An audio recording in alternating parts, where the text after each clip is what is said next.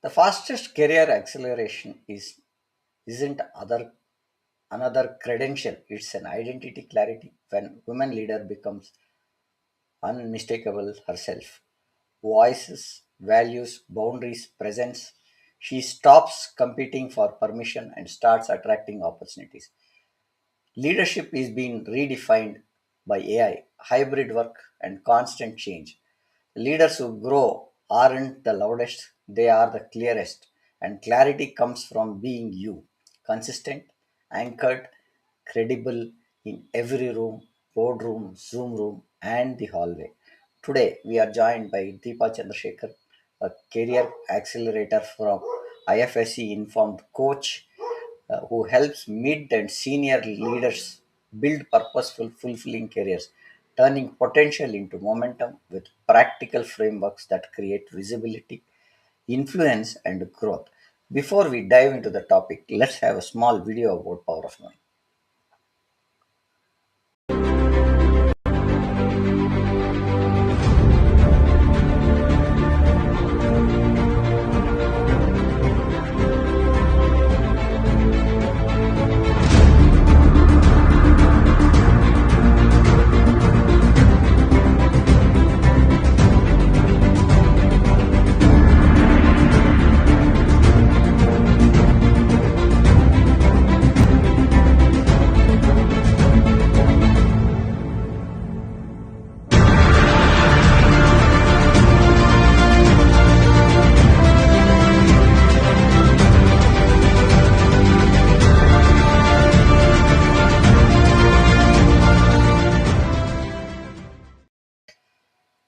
Let's welcome Deepa to Power of Knowing Forum's podcast series and dive into the topic. Hi Deepa, welcome to our podcast. How are you today, madam? Hi, Prem. Good evening. I'm so happy to be back here and talking about career acceleration with you. I'm doing excellent. How have you been? Great. It's a great day. Today is a festive day, and so the festive day we are running a podcast and having you spare some time during this festive moment is a very important gesture for us. And thank you for being here. And Deepa, let's start with one first question: is why does being you accelerate growth, especially for women in leadership?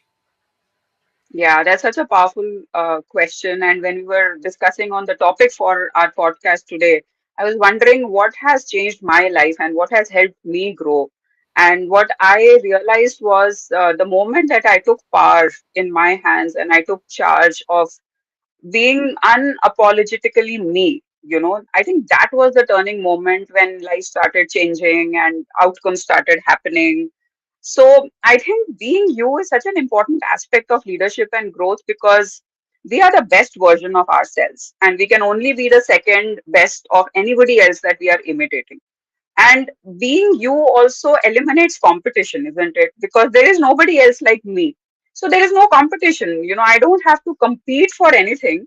I can just keep moving, being myself. So it's actually so much more simpler to be myself and to focus on what my life needs to be or needs to be designed as. So I think that's the power of being you. One thing that we should say is every person is unique, and Yes. you don't have a copy, no matter how it is.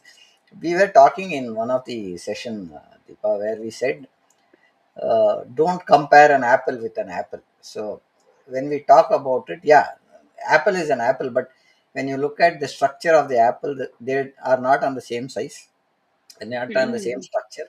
They don't weigh the same weight, but they are apples. So Yeah. there is a unique character that comes in for every person, is what I understood from when I got this topic. When you said it is being you accelerates growth, is what we said, and it is not only in specific to us as human beings, but it is across. What you see is when you go and do something as you, there are so many things that change. That's what I've learned in what does being you accelerate leadership growth, not slow it out. So any Yeah. pointers there? Yeah. So, we've been taught to essentially imitate people all our life. Growing up, we've been told that there is a There is a structured way of living. There is a life that we're supposed to live, finish your education, find a stable job. When I was growing up, engineering and medical were the only two streams that I could get into. So we were always taught to live life the right way and to build stability, security, and especially because we're talking about women leaders, being you is applicable across all genders. But when we talk more about women, there is a certain way that women are looked at. There are certain responsibilities that are more associated with women leaders. And so, growing up as that, it becomes very difficult to show up as myself in a leadership space. So one of the biggest challenges that I see women going through in today's world is is really taking back that charge of even saying things that they want to say, or showing up as the version of who they are, of what they like or what they need or where they see themselves. So they are so shy of doing all of that stuff. And a lot of it is because of who we are culturally, especially growing up in India, what we've been taught about authority, what we've been taught about leadership, what we've been told being a good girl means. So I think how being me helps me in leadership is it simplifies a lot of leadership traits. For example, decision making. So when we come across a choice, we always are confused because one choice could upset people around me and one choice could project me as an assertive leader. So, by default, if we don't pay attention to who I am and what my definition of success looks like, I'm going to choose the easy path, right? Because we've been told don't scare people off, don't be loud, you just have to keep working hard, don't shine your light. You are just, you look good when you are at the back. So by default, I might just choose that easy option. I might keep people happy and take that choice because that feels the right thing to do in that moment. But if I really know my authentic self and my value system, then I can make the difficult decision. So all leadership skills like decision making, negotiation, um, showing up, being building our presence, executive presence, influencing, all of that becomes so much more simpler, not easier, simpler when we know who we are because we are guided by the right principles, I guess. No, I think what I feel is we are not given that opportunity to negotiate. That is one big thing Mm, that we where we see women negotiating is in the vegetable shop. Beyond that, there is no mm, negotiating thing that we've seen in sense. Now, last if you look at last 10, 12 years or maybe about 15 years back, women have been in the boardrooms. They have been in roles that only needs negotiation skills. And I have one of my close friend. Uh, Now I see she is heading the acquisitions and mergers for an organization, and she says every time I go, there are difficult conversations that are there which I need to take.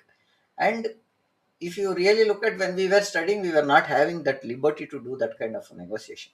Today we are saying this does not work, this is the cost, this is the indication that it will fail, this is where we see, this is the statistics, and we are negotiating in every pointer that we are looking at bringing up something. So that's where I think what is the difference between authenticity and oversharing, when where do you leaders look at drawing that line? yeah. That's also one big area of confusion that I see. And authenticity is such a buzzword these days because we keep hearing be authentic, be yourself, lead your life authentically. So I think it's a very misunderstood word as well. So a lot of people feel by being authentic, I can say what's on my mind, I can be who I am, I can be rude, I can just say I'm being authentic and then take everything for granted, right? So in a professional sense, when I look at authenticity, I believe that authenticity is more about consistency. It's about who do I want to become versus just taking that word and using it or misusing it in the way that I want to. right? So authenticity for me is, do I know who I need to show up as, and then what can I do to show up as the best version of myself in my life? To give a very small example, suppose, I get into an argument with my spouse early in the morning before I'm leaving for office. So I'm in a very, very bad mood. I know that, I have to come back home and again get into a conversation to kind of sort that out. So it's playing on my mind. Now, when I show up at work, do I show up and I'm a leader? So I have a team looking up to me. I have negotiations to make. I have decisions to take. So I have to do all of those things for the next 8 to 10 hours. So if I'm being authentic in the way that we have misused that word, I can just be in a bad mood and say whatever I want to say and be grumpy the whole day, right? But do I want to be that kind of a leader? So, as a leader, I need to understand that I also need to compartmentalize certain areas of my life. And when I am showing up at work and I have a team looking up to me and I am being looked at and I'm a role model for so many more people on the ground, then who do I want to be? So, authenticity is a very misunderstood and a very misused word these days, is what I am understanding. For me, it's about courage, it's about clarity, it's about showing up as the version of who you want to be and absolutely being consistent. So that's authenticity for me. Oversharing is also, another important aspect which is often misunderstood. And in the name of oversharing, we do a lot of things. Now, there is no right answer to how to draw a line and what should be the limit. But when I think about oversharing, I think it's a lot dependent on the context. Who are you with? What's the background to the conversation that you are having? How will it help? What's the intention behind sharing what you are sharing? Is it manipulation? Is it helping the other person to understand the situation that they are in? So what are we oversharing for, and why are we oversharing? So sometimes we have to ask questions to ourselves to understand the intent and the meaning of what we are trying to do. Right? So there's no clear cut answer of what is the right amount of oversharing or sharing. As a principle, as a guiding rule that I follow, is anything that is extreme is always dangerous. So we have to know the balance. We have to know what's the right amount of sharing in the forum that we are in, with the people that we are with, and the situation that we are in. So a lot of discernment has to be done while we get into the sharing or the oversharing mode. I was talking to somebody. This is not to what we are talking about. See, uh, I was talking about some jewelry thing where we were talking to this casual conversation, and one lady we make antique jewelry. Hmm. Then I somebody told me antique jewelry is not made. Antique jewelry is jewelry which is on the older side, right? And it is a old jewelry. Now, if you are saying we manufacture antique jewelry, you are making jewelry which looks antique, but it is not antique Hmm. jewelry. Yeah. So the perception changed because we always say antique jewelry is means a jewelry which is maybe 100 years or maybe 50 years old or some 20, 25, 30 years old is antique jewelry because new designs are getting evolved, and that's how. Now with this also authenticity is like that. So how do you look at authenticity there? When you are genuine, as you rightly said, you have the right pointers to talk, and you detach from that transaction. After that, you go into another transaction. Yeah. That Yeah. means you are authentic, saying that that conversation lies with that person, this conversation lies with this person, this project, and there is nothing that I'm carrying as personal thing for it. So that's where I think somewhere we are missing that whole piece of saying authenticity is what my understanding is, because why I gave this antique jewelry pieces, it is like that only. How do I talk about authenticity of that jewelry? It is not authentic, but it is It is not the jewelry. It is made. My antique is made to look at authentic. But is it authentic? It is not.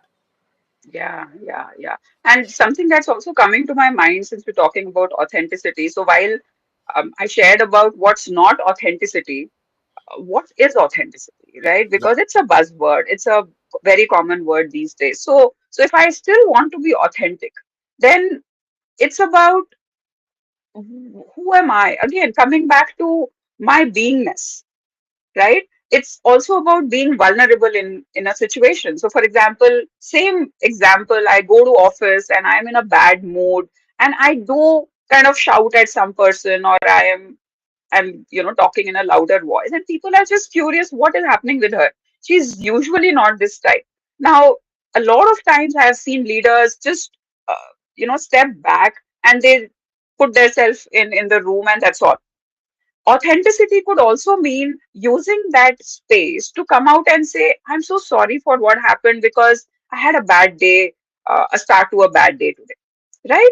That's holding your ground.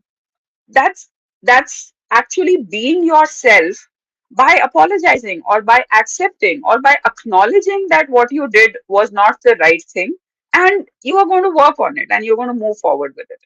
So authenticity for me is a very, very wide spectrum. And to each one of us, it can mean different things. It can show up as different things. It can lead us to different conversations.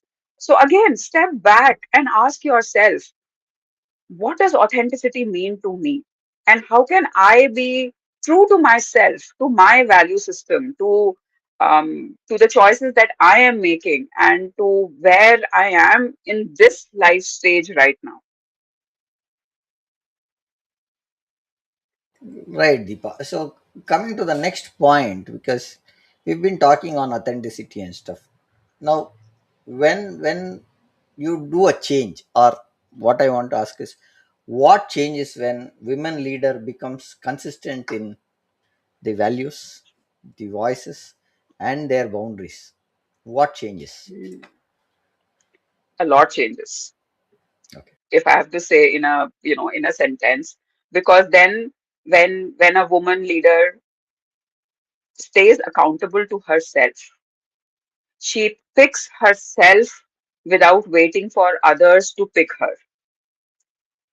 For example, if I give a real life example, so there's a woman leader who's working in a corporate, right? And she's been working extremely hard. She's got all the credentials, she's got all the certifications, she's doing extremely well. She's been looked up to, and she has a team. So all is really well. But when it comes to moving to the next level, when it comes to getting important and high stake projects, she somehow does not see being chosen for that. So that's a very common example of what we see in corporates today. That women have to work doubly hard, they have to prove themselves, and they have to really, you know, and this is all research and data which shows that women have to work at least 30 to 40% harder to compete even for the similar role. So when I recognize my own path, and when I take accountability of my definition of being successful and what my growth looks like, then I am more confident of asking for opportunities instead of waiting for opportunities. A lot of us keep waiting and we feel that we are never ready. So we are hoping and wishing and waiting and dreaming, right? But again, true true success, true growth, true progress is when I'm confident that I can deal with what happens and I can handle what happens. So let me just go and ask for it. Another very interesting data and research that has come up, and how that is relevant to what we're talking about is, assume there's a man and a woman who enter the organization with the same credentials at the same level, they are there. Okay. Now, what we have seen usually happen is, and this is not to say that men don't need to work on being themselves. That's absolutely true, but I'm giving a perspective of in terms of comparison of percentages, right? So what happens is, uh, a man enters the organization and he is like, in a few months already championing himself for the next role. He's building network, he's going out there, he's having conversations, going for dinners, and already telling the next level leadership how they are already ready for the next role, right? And so everybody who needs to know knows that this person is eyeing for the next position. Whereas we have on the other side a woman who has also entered the organization in the same, with the same credentials, with the same certifications, and she's just working hard. She's working hard and she's working harder, and she's hoping that when she feels ready, she's going to ask for that promotion. This is the reality because I work with leaders, I work with, not just women leaders, I work with a lot of, again, leaders are leaders. So I work with a lot of leaders, gender agnostic, but I've seen this happen where it's easier for a man to champion himself versus a woman. So by being myself, I think I'll be able to pick myself up for the right opportunities, for the right possibilities, for the right promotions, for the right projects, and lead them for myself. What I see from the conversation that we are looking is it is you as clarity, consistency, courage, anchor the outcomes, trust, faster decisions, higher influence, reduced burnout. So that's the pointers that we are trying to get when you become you, right? That's the Yeah, point yeah, again. The real fast track isn't limitation; it is getting that identity created. I think that's the point that we want to bring out when we talk about being you. Is what I am trying to get. What is the biggest myth that women leaders are taught about leadership presence? mm, mm, yeah. Before I answered the myth question, when you were sharing about what happens and what results and what are the outcome of being you, I also want to add that clarity is a lot of power. Clarity brings power and clarity brings courage. If I know exactly what I want, then I will be powerful because nobody can manipulate me into anything else. So clarity brings consistency, clarity creates power, clarity creates courage, clarity gives us the presence to be who we are and to stand for who we are, right? So that's absolutely critical to leadership these days because um, in the age where everything is changing, clarity is the foundation of building a successful career for ourselves. Now Uh, coming to the question of, yeah, go ahead. no, what I was just wanted to add when you said in the age of see today we are getting pointers when you go into the system like using chat gpt or anywhere you are getting the right pointers in the way that you want to get clarity. So the hands-on tools that we are using is become very very clear, and I think with that the clarity part has been clearly taken, saying that if somebody talks today they are clearly understanding what they are supposed to talk and how they are supposed to talk. That's the take that I wanted to say when you said in the current age, because we have the necessary tools required and they have to just embrace it is what I feel. What do Yeah, you yeah, yeah, absolutely. I totally agree. So there are all the tools available, resources were never a problem. So resources are all there. But are we equipped to even use those resources to find that clarity for ourselves? In the age of AI, where it is equally available for everybody. So there is no discrimination on that part. But are people still able to leverage what is available to build what they want for themselves? So a lot of us are hiding and playing small frame. And this is not just for women. I have seen a lot of, like all leaders. Because I'm a coach, I work with leaders who see the potential in themselves, but for some reason they're playing small. And that is the reason they work with me. So think? I see that a common misconception, and these myths could differ based on the gender, but all of us are hiding because we are scared. We are scared. There's fear in us. There's the fear of failure. There's the fear of being rejected. There's the fear of being embarrassed. There is the fear of making mistakes. All of us are living a scared life. At the same time, we are trying to build a successful life. And I've also realized that you cannot build a successful life by living a scared life. Hmm. I what I felt is when you said that scared this one. I remember always this Mountain Dew's ad. Hmm. It says "डर के आगे जीत है." So आगे जीत है. Yeah. yeah, so the first point that every time when it comes is I'm scared. Agreed, you are Hmm. scared. And there is another pointer I read in some of the book, Deepa, where I wanted to specify here is it was very simple question. Have you read in Harvard? That guy says Hmm. no. Have you applied? Then that guy says no, I have not applied. I know that I will not get. So this guy says, have you applied? So he said, I know I will not get. This guy again asked the same question. I'm asking you a question. Have you applied? Hmm.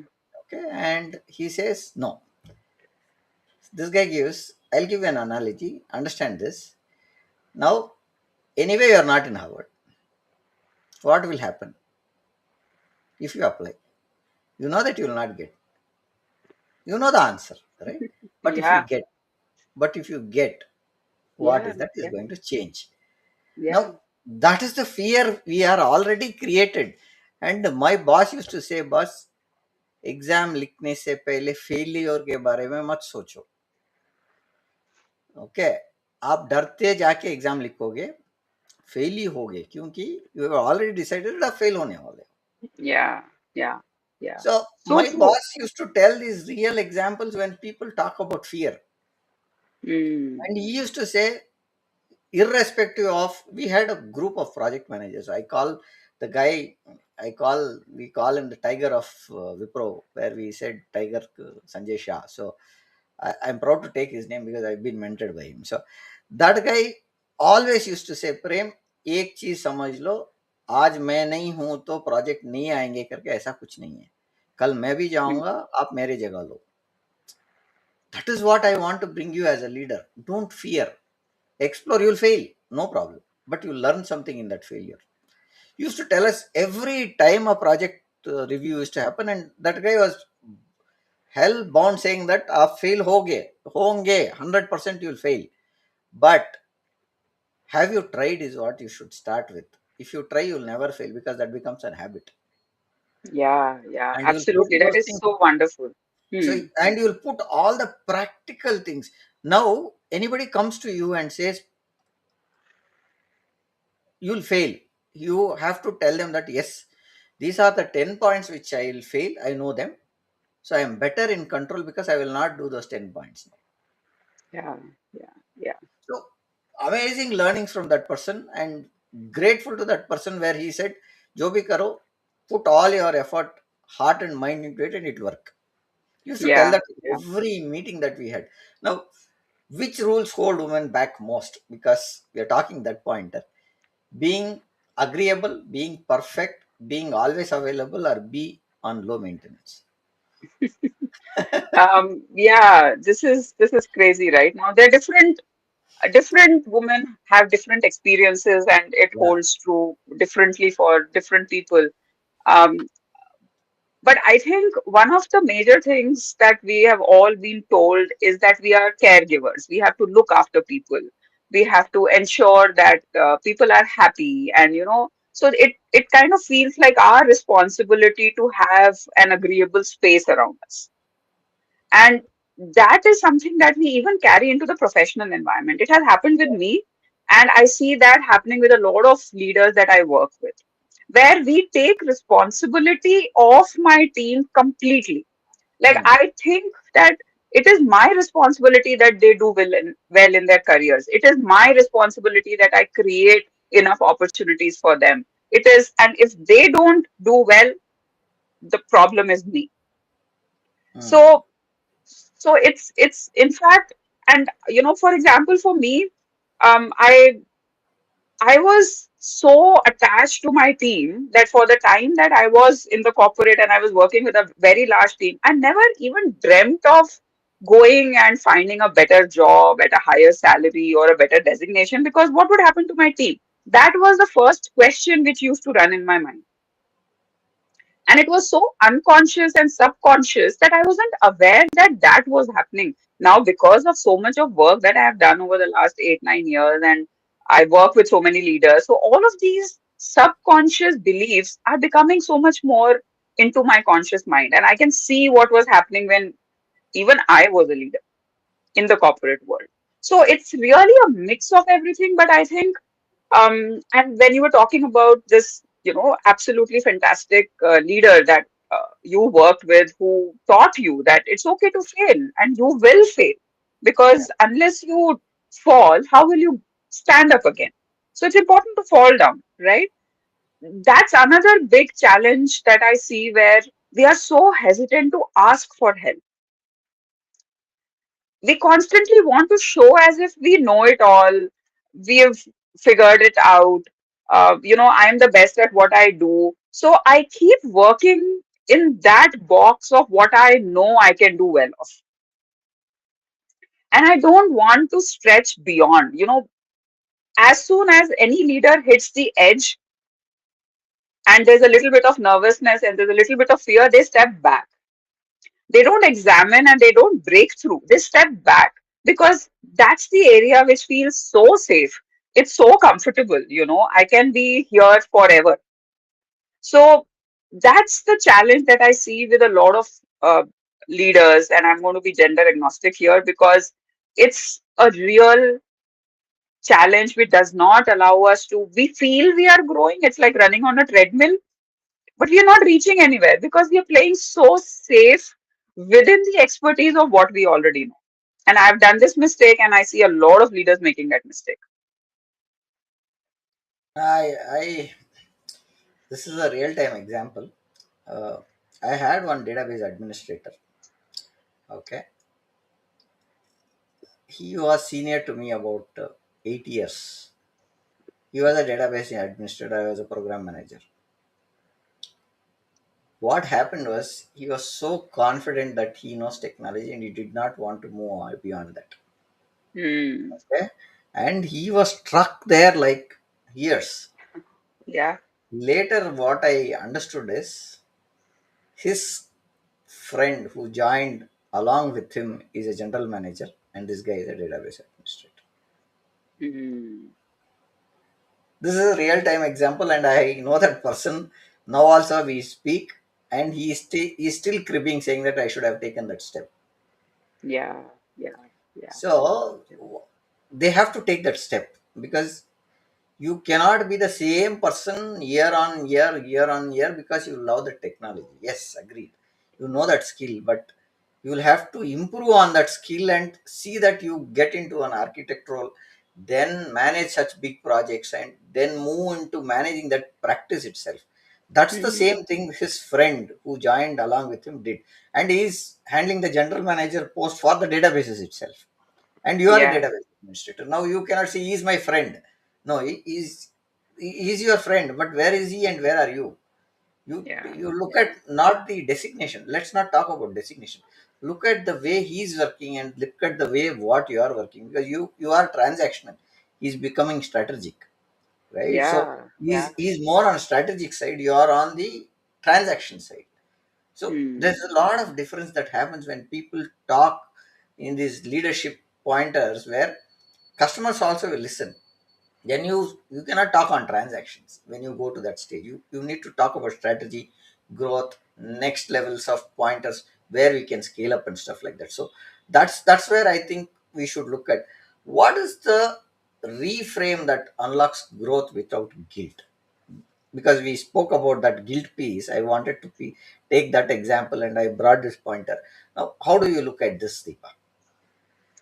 Yeah. So the one unlearning that I think everybody has to make, or a lot of us have to make in our life, is that there is no perfect life. There is no right life. It is my life, and I have the power to design and create my life. So, what do I want to do with my life? And I was listening to a very interesting podcast today, and you must have heard about it. It's called the Odyssey Plan. So when people are confused and they want to, and I do this exercise with my coaches as well. When they come and say, I don't know if this is what I do want to do for the rest of my life. I don't know where I am. It just feels very unfulfilling. So what do I do? Right. So that's the question that most people come to me with. And so this Odyssey plan is a fantastic three questions that they said you should ask yourself. And I'm going to invite everybody who's listening to us or who listens to us later to do this for yourself. So the first question is, if you keep doing what you are doing for the next 5 years, and assume you'll do it well. So if I'm a career acceleration coach and I keep working as a career acceleration coach for the next 5 years and I do well, where do I see myself? Okay, that's the first question. The second question is, what if tomorrow this disappears? You don't have an option to be a career acceleration coach. Now, what would you do? So, what's your plan B? Okay, that's the second question. And the third question is the wild card. That's the best question. And the question is, suppose there is no money constraint, people are not going to laugh at you, you're going to be successful irrespective of what happens. What would you want to do? What are the four, five, six areas that you would want to explore? What kind of lives would you want to create for yourself if nothing matters? There's no money issue, there is no success issue, there is no laughing issue. And I was amazed. We do some version of these questions, but when we do it in this form, like a step by step three questions, by the time you reach the wildcard question, some people are like, I don't even dare to dream like that because it's again so scary. What's the point? Like you said, it's anyway not going to happen.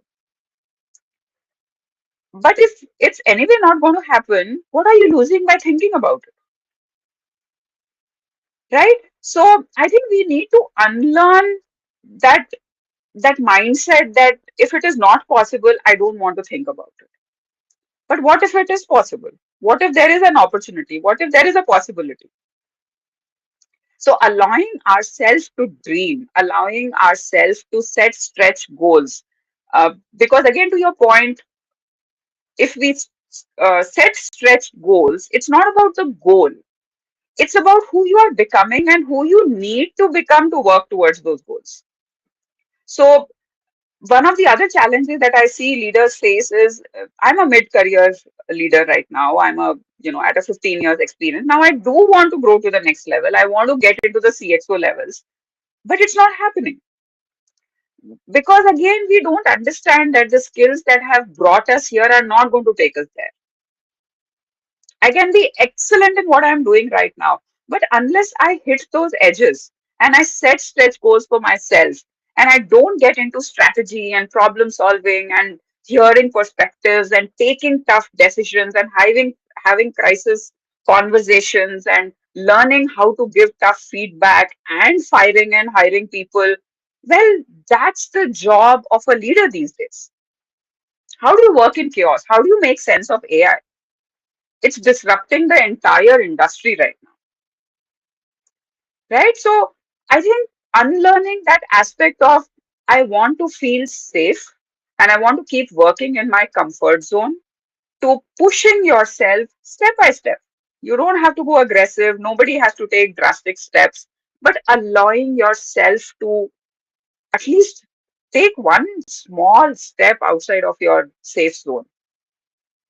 I think that's a game changer. That's changed my life completely. And I'm still thinking about that third question for myself. So what's the wild card? What do I want to do? And I don't have an answer.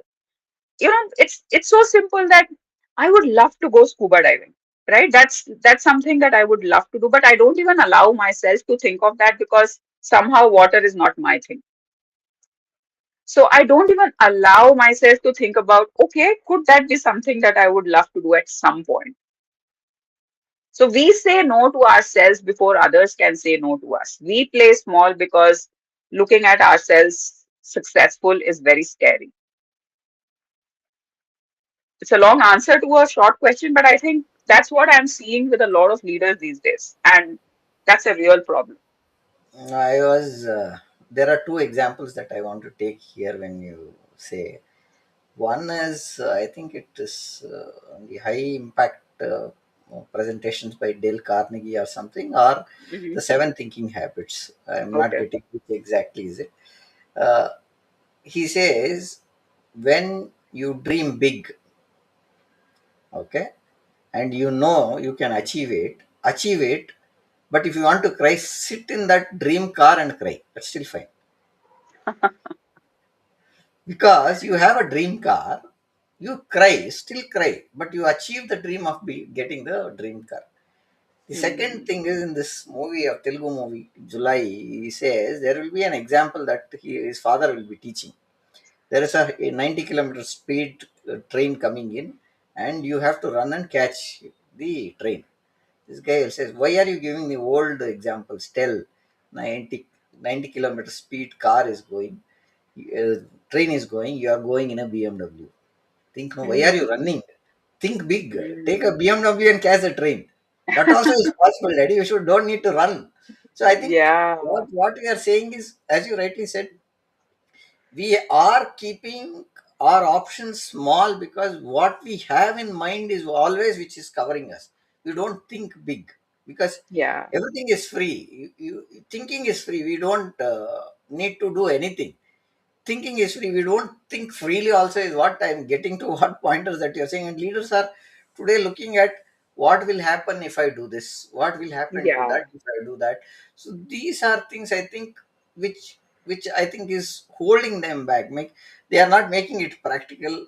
Show one unlearning, one replacement, one behavior myth. That has to change is what I feel, and that's holding the larger people. What what I see is you don't need permission to lead. You need a position, is what I think. One way of saying Mm.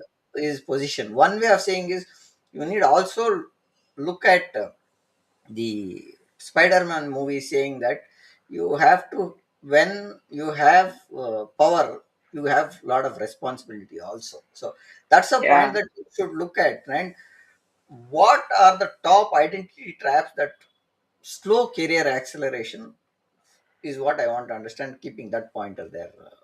Yeah. Sure. So, before we go to the identity traps, let's talk about identity because that's a very big word and often a very misunderstood word as well.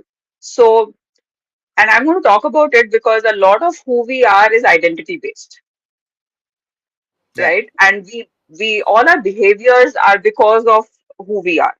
Hmm. That's how we behave. So, Yeah. so what does identity mean really, and where does it come from? Because you are different, I am different. Like we started, each person is unique. So, how do we create such unique identity? How can each one of us be so separate from each other, right?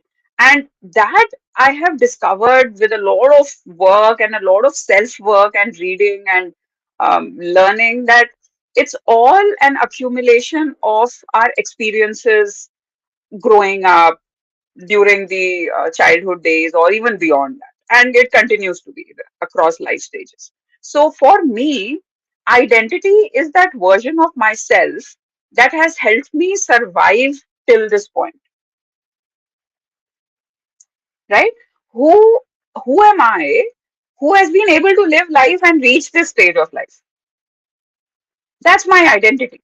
And sometimes that identity is now so rigid and it is so fixed, and that's the fixed mindset as well, that I am not ready to explore beyond who I know I am, right? So that's identity. And our identity is a factor of the behaviors that we had to learn to protect ourselves growing up. So I'll give a very simple example. For example, for me, I'll give my example. So growing up, I was a very introverted child, and I grew up with a lot of inferiority complex, and I always thought I was not enough, and my friends were better than me. They were better communicators. They could speak English very fluently. I couldn't do that at that time. So I was hustling and on the inside, just feeling I'm not where I should be. And people looked up to me. So that's the imposter syndrome that we often talk about. And I was very confused because inside I didn't feel confident, but others thought that I was a very confident girl. So, so I learned that if I speak less and if I just keep studying and I get good marks and I become a gold medalist, I'm fine. Like people wouldn't know who I am and I can somehow live through life. So my identity became of a studious person, of a person who's always in books, who's always ready to study and get good marks. And that is who I was. And for a long time, that is who I believed I was. That's my identity. Even now, books come to me very easily. I can just pick a book and spend hours with it, right? But now I have realized that behavior was to protect myself from who I thought I really was and what would happen if people came to know who I was. So, like that, we have these behaviors, we have these, you know, let's look at a bully, a person who's very aggressive at work. And I've seen so many people who are bullying. They are shouting and they're aggressive and they want their idea to stand out and they don't hear anybody else ideas or perspectives. Now we think, they are who they are. But again, that behavior stems from a very, very insecure person, right? And bullying was their way of protecting themselves, even growing up, so that people don't laugh at them and people don't take them for granted and people don't make fun of them. So they learned that if I shout and if I'm angry, if I am the loudest in the room, then I'm going to stay protected. So I have realized that actually secure people, a grounded, secure person is going to be very, very calm, right? So identity is a factor of who we had to become to protect ourselves during our experience of life. That's how I look at identity. And now that we have lived that identity for so long, it's very difficult for me to give it up because if I'm not that, then who am I? That's the midlife crisis, right? So if somebody tells me now, get rid of all your books, don't read, my 50% of my identity is gone. Like I am like, who am I if I don't read? Yeah, true. Right? So Yeah. the challenge is we don't know that about ourselves. We are living in a very, very unconscious aspect of knowing who we are, what our identity is. So I want the audience to pay attention to your language. So if you're saying, I'm like this only, this is me, I can't live without this, that's your identity. And a very interesting exercise that I do with my coaches to help them discover their identity is write as many sentences as you can, starting with I am, True. right? True. So some people will say, I am adventurous. That's their identity. I'm a risk taker. That's their identity. I am, um, I want to live a comfortable life. That's your identity. I am safe. That's my identity. So first discover what your identity is. True. If I think as many words, what I think is every leader is vulnerable, and vulnerability is a strength, is what I always say, Yeah, because absolutely. you don't know anything, everything, right? Anything.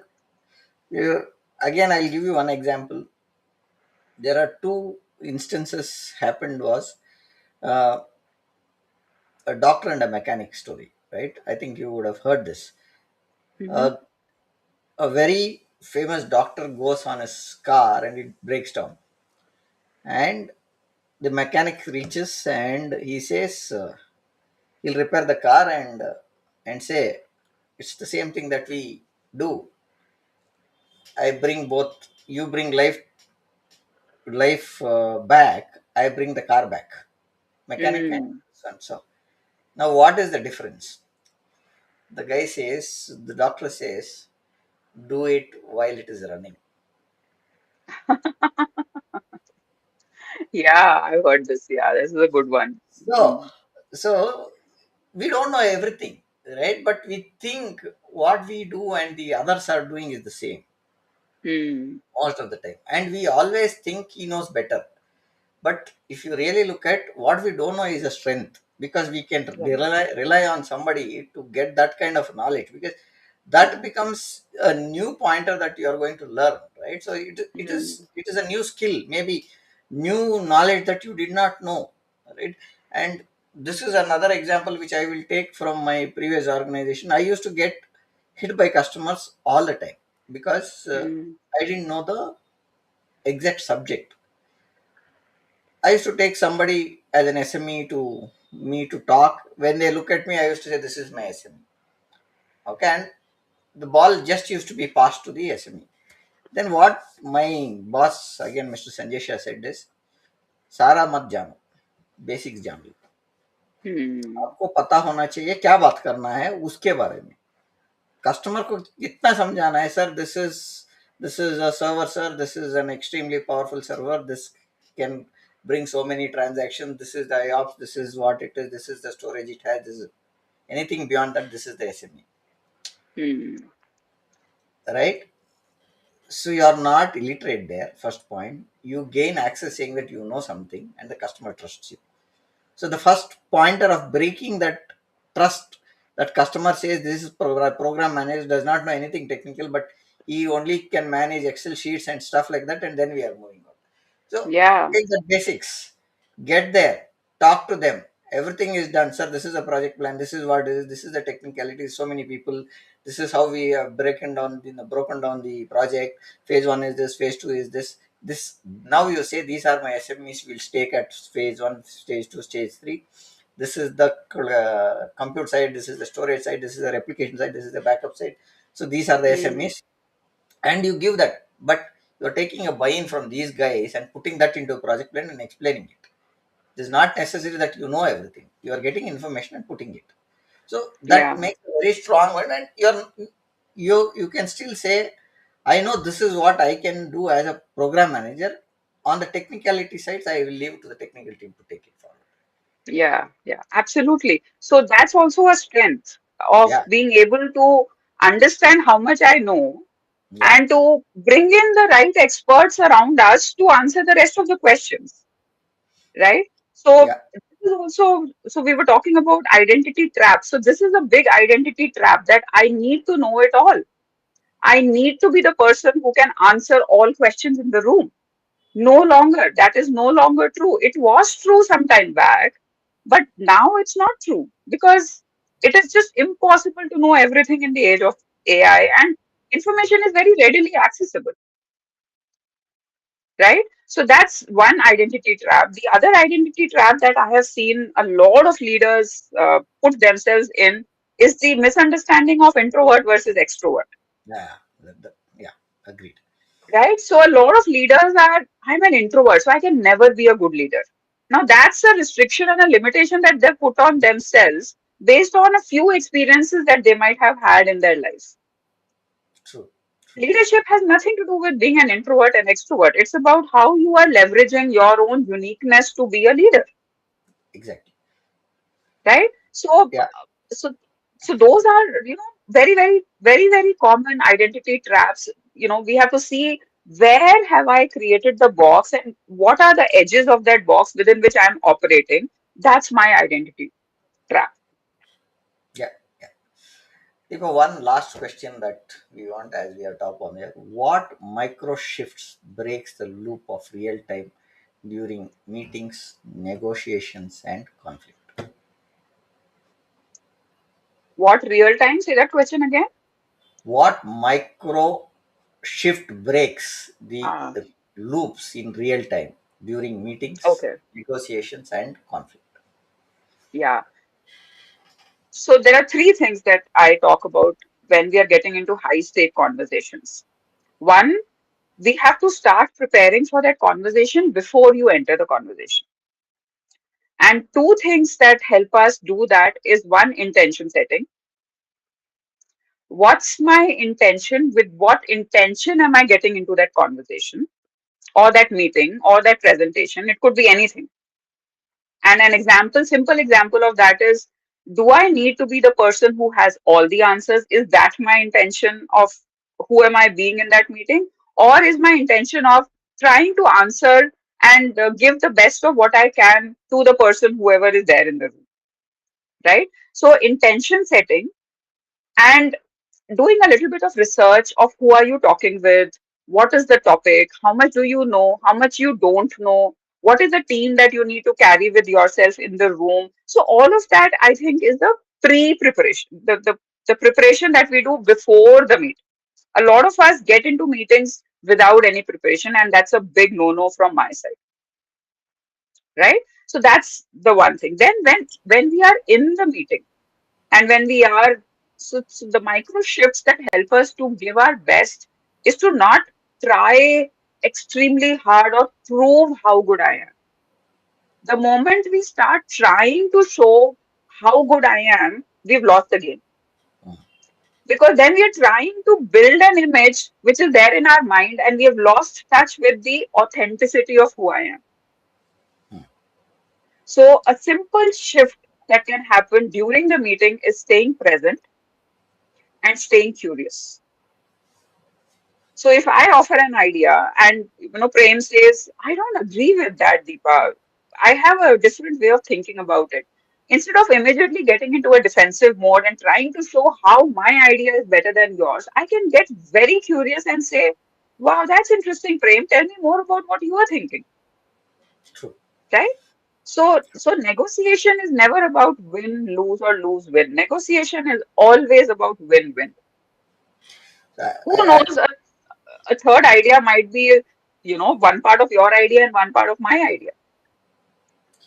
So having the right intention, building curiosity, staying present, asking the right questions, and having that, that thought of giving your best shot is what I think helps us to convert all of these crisis meetings and high stake conversations into healthy conversations and healthy discussions. right, Deepa. So, what I would like to say in this context is, you cannot solve a problem 100% today. No worries. Let's break it into chunks. 20% can be done today, 20% tomorrow, you're at 40%. Day after, another 40%, you're 80%. Rather than breaking things into saying that it is impossible, my boss is always used to say, क्या कर सकते हो, ये है Hmm. तुम्हारे पास, इससे क्या कर सकते हो आज सोचो, कल के Hmm. लिए क्या चाहिए उसके लिए प्लान करो, परसों के लिए क्या होगा वो बाद में सोचेंगे. Yeah. so, so, Yeah. Yeah. he, so he used to tell us so many good things, saying that you cannot have a mindset saying that if this guy says I will have a ready boxing gloves to punch him, no, it does not help you. Mm, You need to be yeah. saying that you should listen.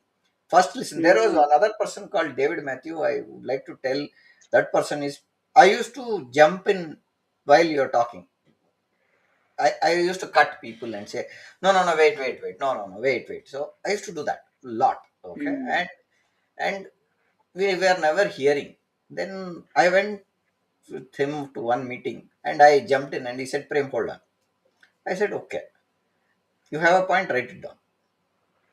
So he told me, now let me lead this one discussion. And he said, I'm listening. And he took a note of every point. And he said, after that guy kept silent, he asked, is your pointers done? mm, Then the customer said yes. So now I've listed 10 points. You said this is not working, this is a complaint, this is a problem, this is where we see gaps, this is a scope creep, this is not available as a product which you had promised. Okay, these are the points. Am I right in saying that? Summarized. So he said yes. Now can I speak? This pointer is not part of the scope because we never put it in the scope. This is the document, never it is mentioned. First point cleared. Second point, he will say this product was supposed to be there. Your product was mm, supposed to have 5 licenses, so we've given 7 licenses which you have used. So this is also not considered. So he used to give that, and finally he used to say, Is there anything that we have not discussed? Yeah, yeah, yeah, yeah. And do you want to continue in discussion of this because we have concluded, or you want to have a separate meeting? Mm, mm. So that listening point I learned from that person. You need to speak last. Like Simon Yeah, Sinek yeah. says, be the person who speaks last. So you get all the possible answers that you need. And this guy always used to say, Prem, you will not know. One person may give you an idea which you never thought also. Listen. Mm, yeah, yeah. And you know what I have experienced, Prem, is most of the people when they enter with a lot of aggression and they're unhappy with the services of us or wherever they represent themselves. If you just listen to them, their aggression comes down like 70%. So a lot of people around us just want to be heard because nowadays everybody is trying so hard to prove themselves that we have lost the skill of listening. So just listening solves the problem. Yeah, And that's exactly what you said. And it is such a big example of how to enter into conversations and how to make sure that you are there. Because if you're not present, you can't listen, right? So I think secure, anchored, grounded leaders can speak last, like Simon Sinek says, and can also listen well. yeah, true. Deepa, with this, I think we are on top of that. I'll just quickly summarize on what we discussed. Being you is very important. Being you accelerate growth because you have clarity that creates trust. And trust creates an opportunity to do many things. That's the point. Executive presence is trained, signal, structured, and calm conversations beat performance and perfection. So that's the second point that I have noted. Visibility is not vanity, it's how your value becomes undeniable and sponsor ready. So that's the point, that influence without authority is repeatable skill. Framing, collation, timing, and clean scripts is what we have. In the era of AI, women leaders grow faster when they own decisions, governance, and outcomes, not just execution. So these are the pointers that I had noted point with our discussion. Any final pointers that you want to add before we close the discussion, Deepa? Yeah, I would just like to say one more time to all the leaders who are listening to us today that own yourself, pick yourself, give yourself the chance because you can do it. It's just about trusting yourself, believing in yourself, making the right kind of choices, taking support, extremely important, and then showing up to whatever you decide to do. So that's the simple mantra of creating a successful career and a life for yourself, and become aware of who you are and then own who you are. Thank you, Deepa, for making this career acceleration feel both powerful and practical.